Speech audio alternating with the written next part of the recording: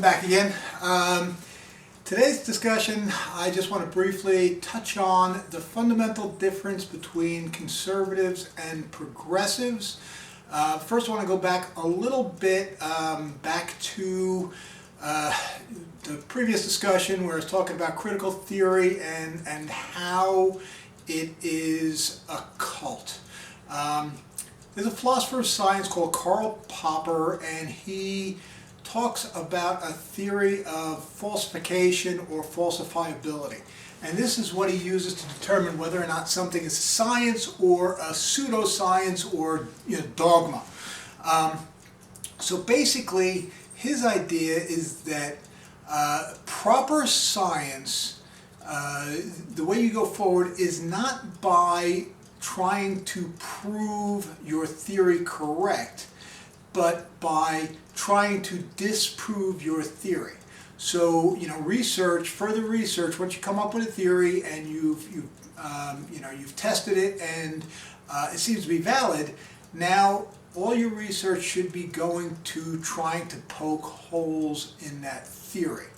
And then one of the things that's a sure sign that we're looking at a pseudoscience or a dogma is the fact that any subsequent information that seems to not jive with the original theory gets absorbed into the theory as further proof of it. Something that comes to mind is global warming and climate change, and how the original predictions have not come true, but yet as we go further on down the road, even though the original predictions are not true, all new evidence is pointed to as being a sign of that it's true. So, if we haven't gotten warmer, it's actually cold, or you have a harsh winter, that proves, climate change.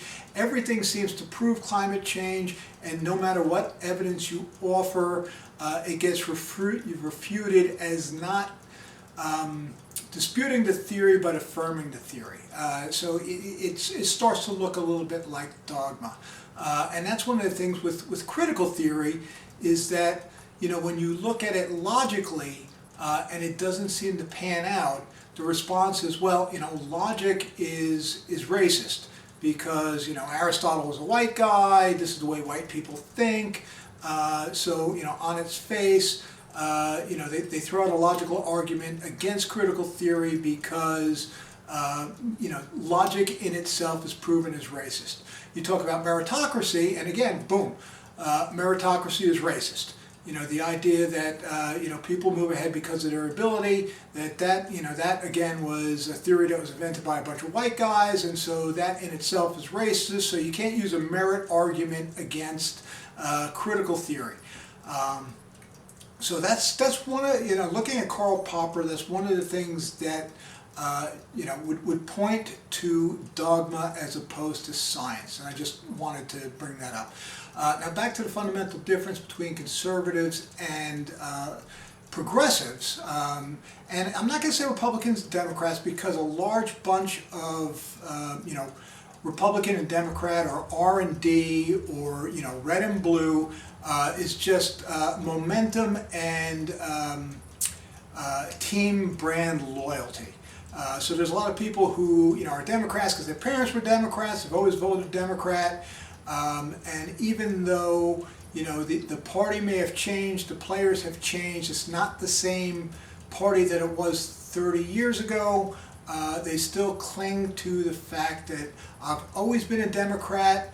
I've got the Democrat uniform, so I'm going to be a Democrat. And the same thing holds true on the Republican side too. So there's a lot of just people who are their Republicanism or Democratism is very shallow. It's basically like choosing to be a Yankee or a Met fan.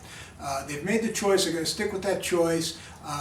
Which is fine in sports because sports really have, very little actual consequences. But when you do that with political parties and the party shifts and it's no longer the same party that it had been, that becomes an issue because now there are real policies that get put in place that affect real people's lives. And so if you look at the Republican Party of 30 years ago and the Republican Party of today, it's not the same party. The same thing with the Democrat Party. There's a huge chasm of difference between somebody like Bill Clinton and somebody like AOC, and likewise there is a major difference between a guy like William Kristol, the old neocon Republican Party, and the modern Republican Party, and guys like, of course, Donald Trump. We pulled in people like Tulsi Gabbard. You certainly can't call RFK a neocon. He's sort of an independent. But, again, there's still that momentum.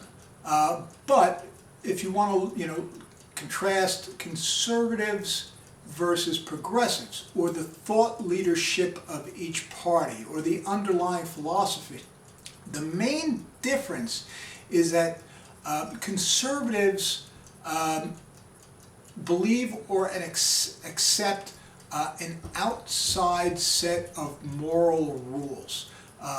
They believe that morality, right and wrong, does not come from within the human mind, but exists out there in the universe. We use certain logical tools, certain observations to recognize those things and then apply them. Whereas the progressive, the thought leadership of the progressive part of the Democratic wing believe that morality and ethics is something that does come from the human mind, that it's made up in people's heads, and that we agree to certain things within a community. And then as community standards change, so does right and wrong and the ethical paradigm. It's not a hard, fixed point in the universe. And this is a major difference in worldview, and something that's sort of irreconcilable, which is what we see. This is the battle that goes on between the left and the right, and I'm using the American left and American right as opposed to the old European version, which comes from the battles between the fascists and the communists, who sat either on the right side or the left side of the Bundestag. Both of those, both the communists and the fascists, fall into the progressive camp. They don't have a hard and fixed set of rules. Progressives, have things like euthanasia. Eugenics was a progressive endeavor. They are unconstrained by an outside moral law, whereas a conservative is totally constrained by an outside moral law. There's things that you just can and can't do. And this also comes into play with things like the truth. I mean, for a conservative, you cannot lie to advance a cause, because truth, and this is sort of a Kantian approach, truth is higher than the cause. It's more important to fight the fight within the constraints of this external ethical paradigm than it is to win the battle. If you're a progressive, the cause is the highest moral authority. So there's no constraints, external constraints. You are pushing a particular ideology, and